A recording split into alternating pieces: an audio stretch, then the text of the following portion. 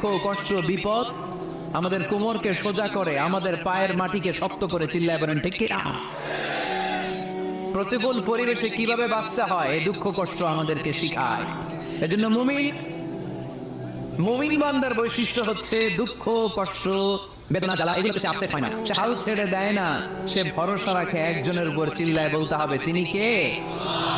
কারণ মুমিন জানে রাত্রি যত গভীর হয় অন্ধকার তমানিসা ভেদ করে সুবহে সাদিক হয়। মুমিন জানে গর্ভবতী নারীর পেটের ব্যথা যেদিন বাড়তে থাকে ওই দিনই নতুন মেহমান আগমনের সময় ঘনাতে থাকে। মুমিন জানে তার জীবনে দুঃখ কষ্ট বিপদ যত বাড়তে থাকে সুখের দিন কাছে আসতে থাকে।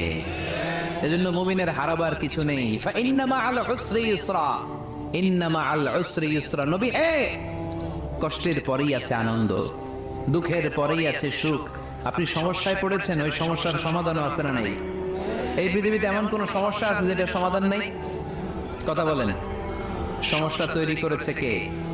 আবার সমাধানও দিয়েছে কে? আল্লাহ doesn't create a lock without its key. আল্লাহ কখনো চাবি না বানাইয়া ওটার তালা বানায় নাই। কথা কন।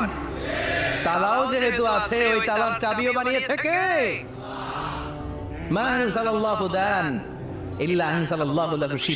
আল্লাহ দুনিয়ায় এমন কোন রোগ পাঠায় নাই যে রোগের ঔষধ বানায় নাই।